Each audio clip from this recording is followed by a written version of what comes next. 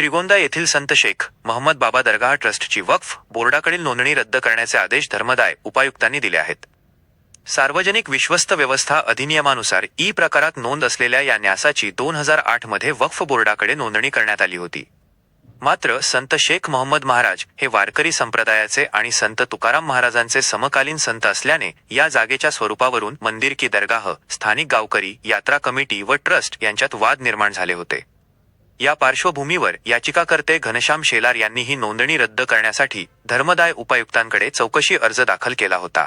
धर्मदाय उपायुक्त नवनाथ जगताप यांनी हा अर्ज मंजूर केला असून ट्रस्टच्या विश्वस्तांनी वक्फ बोर्डाकडील नोंद रद्द करण्यासाठी 2 महिन्यांच्या आत रीतसर ठराव करून तो बोर्डाकडे सादर करावा असा आदेश दिला आहे। ही माहिती याचिकाकर्ते घनश्याम शेलार यांनी पोपटराव खेतमाळीस, दादा औटी, अनिल औटी, गोपाळराव मोटे, नवनाथ दरेकर, सतीश मखरे, बाळासाहेब दुतारे, सुधीर खेडकर, अशोक आळेकर आणि किसन आघाव यांच्या उपस्थितीत माध्यमांना दिली। धर्मदायिकताच्या न्यायालयामध्ये आपण जो अर्ज दाखल केलेला होता सद्गुरू संत शेख महम्मद महाराजांच्या मंदिराच्या बाबतीमध्ये जे दरगाह ट्रस्टचं रजिस्ट्रेशन वक्फ बोर्डाकडे झालेलं होतं, महाराष्ट्र सार्वजनिक विश्वस्त व्यवस्था 1950च्या 41 अ प्रमाणे आपण अर्ज केला होता आणि अर्जामध्ये मागणी केलेली होती की धर्मदायिकताकडे नोंदणी असणारी सद्गुरू संत शेख महम्मद महाराजांचं जे मूळ नाव जे होतं शेख महम्मद बुवा देवस्थान ट्रस्ट E71 याप्रमाणे नोंदणी होती। त्याचं 97 साली त्याच्या नावामध्ये बदल केला, धर्मदायिकताकडेच ती स्कीम मंजूर करून घेतली आणि पुढे जाऊन 2008ला वक्फ बोर्डाकडे दरगाह ट्रस्ट म्हणून रजिस्ट्रेशन केलं। एकाच न्यासाची 2 ठिकाणी नोंदणी करणं हे अत्यंत बेकायदेशीर आहे। खरं तर ते फौजदारी स्वरूपाचा गुन्ह्याचं कृत्य आहे। धर्मदायिक आयुक्ताची कुठलीही परवानगी न घेता वक्फ बोर्डाकडे नोंदणी झालेली होती आणि ती झालेली नोंदणी एकही व्यवहार वक्फ बोर्डाकडे झाला नाही। ती अत्यंत बिनकामाची पोकळीस्त अशी नोंद होती आणि म्हणून ती नोंद रद्द करा अशा प्रकारची मागणी आपण केली होती। ती रद्द करण्यासाठी निर्देश द्या अशा प्रकारची मागणी केली होती। तशाच स्वरूपाचे निर्देश या ठिकाणी माननीय न्यायालयाने काल दिलेले आहेत आणि त्याच्यासाठी त्यांनी त्यात मुदत घालून दिलेली आहे की 2 महिन्याच्या आत त्या ठिकाणी त्यांनी ती नोंदणी वक्फ ट्रिब्युनलकडे जाऊन रद्द करून घ्यायची आहे। धर्मदाय उपायुक्त महोदयांच्या कोर्टामध्ये केस चाललेले असताना या कोर्टानं अत्यंत व्यवस्थितपणानं दोनही बाजू ऐकून घेऊन त्याच्यामध्ये निर्णय करत असताना मेरिटवरती हा निर्णय अत्यंत चांगल्या पद्धतीनं त्यांनी दिला आहे। त्यांनी अंशतः अर्ज मंजूर जरी केलेला असला तरी मूळ वक्फ बोर्डाकडची नोंदणी रद्द करणं हे गरजेचं होतं आणि त्या बाबतीतला जो निर्णय झाला आहे तो निश्चितपणानं सद्गुरू संत शेख महम्मद महाराजांवरती निश्चिम श्रद्धा असणाऱ्या भाविक भक्तांना न्याय देण्याचा निर्णय झाला आहे अशा प्रकारची भावना आमची आहे। सद्गुरू संत शेख महम्मद महाराजांनी जीवनभर भागवत संप्रदायाचं काम केलेलं होतं, वारकरी संप्रदायाचं काम केलेलं होतं। त्यांनी पंढरीच्या वाऱ्या केलेल्या होत्या। 1959 साली सद्गुरू संत शेख महम्मद महाराजांचा पहिला कविता संग्रह योग संग्राम हा वाशी बेंद्रे इतिहासाचे खूप मोठे संशोधक, जागतिक पातळीच्या कीर्तीचे संशोधक, त्यांनी योग संग्राम प्रसिद्ध केला। 1961 साली दुसरा कविता संग्रह त्यांनी प्रकाशित केला आणि हे दोन्ही कविता संग्रह प्रकाशित करण्यासाठी त्यावेळेस 1959 साली पुणे विद्यापीठाने 500 रुपयाचं अनुदान दिलं आहे की ज्यावेळेस सोनं 150 रुपये तोळा होतं। मग त्या 500 रुपयाची किंमत आज काय आहे? म्हणजे सद्गुरू संत शेख महम्मद महाराजाचं साहित्य पुणे विद्यापीठ आणि त्यानिमित्तानं शासनाला एवढं महत्त्वाचं वाटलेलं होतं की त्यांनी 1959 साली 500 रुपयाचं अनुदान त्याच्यासाठी दिलेलं होतं। आणि मग त्याच्यानंतर आम्ही सादर करत असताना सद्गुरू संत शेख महम्मद महाराजांची पूर्ण ग्रंथसंपदा आणि त्यांचं पूर्ण जीवन कार्य त्या ठिकाणी आम्ही माननीय न्यायालयाच्या न्यायमूर्तीच्या लक्षामध्ये आणून देण्याचा प्रयत्न केला। होणारे पारंपरिक यात्रा उत्सव जे खरं तर हे एकमेव देवस्थान असं आहे संतांचं की संतांच्या नावानं इथली यात्रा किंवा संत सद्गुरू संत शेख महम्मद महाराज हे ग्रामदैवत इथलं ज्ञानेश्वर माऊलींचा 700 वर्षाचा कालखंड आहे. 700 वर्षे त्यांच्या समाधीला झाले. ज्ञानेश्वर माऊलींनी त्या ठिकाणी आळंदीची यात्रा किंवा आळंदीचं ग्रामदैवत सिद्धेश्वर महाराज आहे, मात्र श्रीगोंद्याचं ग्रामदैवत शेख मोहम्मद महाराज आहेत. हे वैशिष्ट्य आहे आणि हे माननीय न्यायदेवतेच्या आम्ही लक्षात आणून दिलं, जीवनकार्य लक्षात आणून दिलं. सामनेवाला यांनी सांगितलं की हे ग्रंथसंपदा मान्य नाही, हे कोणी छापलं आहे, कोणी लिहिलं आहे, हे ते ज्यावेळेस म्हटले त्यावेळेस आम्ही सद्गुरू संत शेख मोहम्मद महाराजांचा हस्तलिखित ग्रंथच न्यायदेवतेला दाखवला आणि न्यायदेवता हे सगळं पाहून निश्चितपणानं प्रभावित झाली. सद्गुरू संत शेख मोहम्मद महाराज एक मोठे योग अभ्यासक देखील होते. ज्ञानेश्वर माऊलींचा मग ज्ञानेश्वरीतले आणि योग संग्राममधले काही अध्यायांमध्ये देखील साम्य आहे. महाराजांना दरवेश म्हटलं.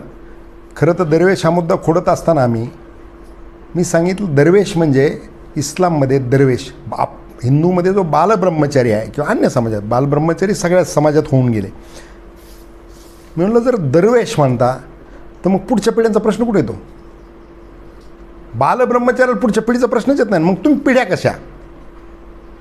मग फकीर हा शब्द त्यांनी आणला. वडिलांचं नाव राजे मोहम्मद होतं, ते किल्लेदार होते. किल्लेदाराचा मुलगा फकीर कसा असू शकतो? ते धार्मिक कार्य करत होते आणि ते धार्मिक कार्य करत असताना त्यांनी धार्मिक कार्य करत असताना भागवत संप्रदायाचा स्वीकार केला की ज्यावेळेस त्यांना ज्ञान प्रकट झालं, ज्यावेळेस त्यांना बोकड कापायला सांगितला, तो कापायला जात असताना बोकडाची किंकाळी ऐकून त्यांनी स्वतःचं बोट कापून घेतलं आणि सुरा फेकून दिला. अहिंसेचा मार्ग स्वीकारला. वारकरी संप्रदाय भागवत संप्रदायाचं काम त्यांनी सुरू केलं आणि मग हे काम सुरू केल्यानंतर त्यांचे गुरु चंद्रभट बोधले, चांद बोधले जे म्हटलं जातं, निजामशाही होती, चंद्रचा अर्थ चांद, हा त्या ठिकाणी वाक्प्रयोगातून चांद बोधले असं आलं, पण ॲक्च्युअल त्यांचं नाव चंद्रभट बोधले. हे त्यांचे गुरु होते. आता ह्यांनी काय सांगावं? खरं तर मी त्यांना तुमच्या माध्यमातून एवढीच विनंती करणार आहे की तुम्ही जर 20 एप्रिल 2025ला जिल्हाधिकाऱ्याला अर्ज दिलेला होता वकफकडची नोंदणी रद्द करा, तर त्या अर्जाला अनुसरूनच आजचा निकाल आहे. तुमची जी मागणी होती त्या मागणीप्रमाणेच निकाल आहे असं समजून आपण आता बाकीचे वाद थांबवावेत. नाहीतर मग त्यांना वंशजाचाच पुरावा देता आलेला नाही अजून. मालोजी राजे सनद सांगता तुम्ही, पण मालोजी राजेच्या सनदेप्रमाणे तुम्ही वंशज म्हणून पुरावा देऊ शकला नाही. हे तुम्ही 2006 साली कोर्टात चाललेल्या असणाऱ्या दाव्यामध्ये वकिलांनी तुमची ज्यावेळेस उलट तपासणी घेतली त्याच्यामध्ये तुम्ही सांगितलं की आत्ताच्या मागच्या 2-3 पिढ्या सोडलं तर त्याच्या पुढची वरची पिढी आम्हाला मोहम्मद महाराजांच्या वंशावर सांगताच येणार नाही. मग तुम्ही वंशज कसे?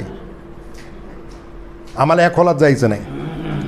पण वकफ बोर्डाकडची नोंदणी रद्द करण्यासाठी जर त्यांनी अन्य मार्गाचा अवलंब केला तर मात्र आम्हाला जावं लागेल. आणि मग कारण नसताना एका माणसाच्या हट्टासाठी बाकी जे काय आहेत पुजारी त्यांच्या अडचणी वाढतील, त्या वाढू नयेत त्या गरिबांच्या, एवढीच माझी इच्छा याच्यामधली आहे.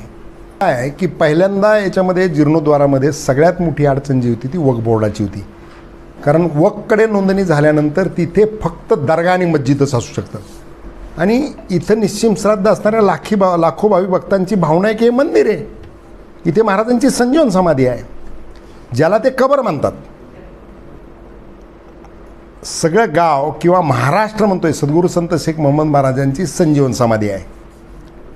काही पिढ्या होऊन गेल्या की त्या संजीवन समाधीच्या तिथीला यात्रा उत्सव भरवणं, त्या तिथीनंतर 3 दिवसांनी यात्रा भरते. परंपरेनं म्हणजे त्याचे मानकरी जे आहेत, मोठे पटेल असतील, जागीरदार असतील, खेतमळीस असतील, आळेकर असतील, पांढरकर असतील, दळवी ते आशो पकडण्याचे मानकरी असतील, माझ्याकडून कोणाचं आडनाव राहून नाही, क्षीरसागर असतील, ते पालखीमध्ये हे पकडण्याचं ते दळवी, असे मानकरी आहेत. आणि हे आज नाही काल नाही निर्माण झाले. हे मानकरी मोहम्मद महाराजांनी संजीवन समाधी घेतली तिथपासून यात्रा उत्सव ठरला आणि तिथपासूनचे मानकरी आहेत. ते सगळे पिढ्या झाल्यात काही त्याच्यात. 400 वर्षाचं चाक उलटं फिरवण्याचं पाप जर कोणी करत असेल तर ते योग्य ठरणार नाही. मोहम्मद महाराज तुम्ही वंशज म्हणवता, तुम्ही पिढ्या म्हणवता, तुम्ही पुजारी आहात का तुम्ही वंशज आहात, त्याच्या बाबतीत उद्या काही कोर्टात दावे चालू आहेत, त्याच्या बाबतीत काय निर्णय व्हायचे ते होतील, त्याच्या खोलात आम्हाला जायचं काही कारण नाही. पण एक नक्की आहे, वंशज असतील पुजारी असतील सगळ्यांनी मोहम्मद महाराज आहेत तसे स्वीकारले पाहिजे. 400 वर्षाचं सांस्कृतिक ऐतिहासिक आणि आध्यात्मिक चाक उलटं फिरवण्याचं पाप कुणी करू नये. पत्रकार परिषद सुरू करतानाच मी सांगितलं होतं निकाल आमच्या बाजूने लागला असं आम्ही मानतच नाही. अमीन शेख यांनी 20 एप्रिल 2025ला अर्ज दिला होता आणि जिल्हाधिकाऱ्याला मागणी केली होती की वकफकडची नोंदणी रद्द करा. त्या अर्जाला अनुसरून निकाल आहे असं आपण समजू. आमचं त्यांना एवढंच आव्हान आहे, निकाल तुमच्या बाजूने असं समजा आणि जा. त्यांनी 2 महिन्यांनी सांगितलं तुम्ही 1 महिन्यातच त्या ठिकाणी तुम्ही माघार घेऊ, त्या ठिकाणी वकफची नोंदणी रद्द करून टाका. निकाल तुमच्या बाजूने असं आम्ही समजायला तयार आहे आणि त्यांना आव्हान आहे की झालं ते झालं. कालपर्यंत ज्या गोष्टी घडल्या त्या सगळ्या सोडून द्यायला गावसुद्धा तयार आहे. सामाजिक सलोखा टिकला पाहिजे. सद्गुरू संत शेख मोहम्मद महाराज हे फक्त हिंदू मुस्लिमांचं नाही तर राष्ट्रीय एकात्मतेचं सगळ्यात मोठं प्रतीक आहे. सगळ्या जाती धर्माचे लोक इथे येत आहेत आणि सगळ्या जाती धर्माचे लोक जर इथे येत असतील तर सद्गुरू संत शेख मोहम्मद महाराज हे राष्ट्रीय एकात्मतेचं महान असणारं प्रतीक. या जगाच्या पाठीवरून श्रीगोंद्यात लोक त्यांच्या दर्शनासाठी आले पाहिजे, जगाच्या पाठीवरून प्रार्थनेसाठी लोक आले पाहिजे. याच्यासाठी या मंदिराचा जीर्णोद्धार झाला पाहिजे आणि त्याच्याबरोबरच तीर्थक्षेत्रसुद्धा एक वेगळ्या प्रकारची इंडस्ट्री आहे. जर या मंदिराचा विकास झाला तर इथे या शहराचा चेहरामोहरा पूर्ण बदलणार आहे. या शहरातल्या सुशिक्षित बेरोजगारांच्या हाताला काम मिळणार आहे आणि सगळ्यात पहिले लाभार्थी कोण जर असतील तर पहिले लाभार्थी मंदिरात राहणारे पुजारी आहेत. की अर्ज 2 दाखल आहेत. एक गोपाळ पाटील मोठे यात्रा कमिटीनं दाखल केलेला अर्ज अगोदरचा आहे, त्याच्यानंतर मी देखील अर्ज दाखल केला आणि आत्ता जो निर्णय झाला आहे तो निर्णय माझ्या अर्जावरचा झालेला आहे. अजून गोपाळ पाटील यांचा अर्ज प्रलंबित आहे. माझ्या अर्जाचा निर्णय झाला आहे. त्या अर्जामध्ये विधिज्ञ म्हणून मी स्वतःच न्यायालयाला परवानगी मागितली. मी त्यांना न्यायालयाला अशा प्रकारची परवानगी मागितली की मी काय विधिज्ञ नाही, लॉ ग्रॅज्युएट नाही आहे, परंतु सद्गुरू संत शेख मोहम्मद महाराज मला मांडायचे असल्यामुळं मला आपण या ठिकाणी युक्तिवाद करण्याची परवानगी द्यावी अशा प्रकारची मागणी केली. आणि सुरुवात करत असताना त्या ठिकाणी मोहम्मद महाराजांची एक जी ओवी प्रसिद्ध आहे, शेख मोहम्मद आविंदत त्याचे हृदय गोविंद, हे महाराजांनी म्हटलेलं आहे, त्यानं सुरुवात केलेली आहे. आणि आता आज निकाल लागला आहे. महाराज के घर में देर है लेकिन अंधेर नहीं, एवढंच मी या ठिकाणी या निमित्तानं सांगू शकतो. लोकक्रांती न्यूज करिता किशोर मचे, श्रीगोंदा.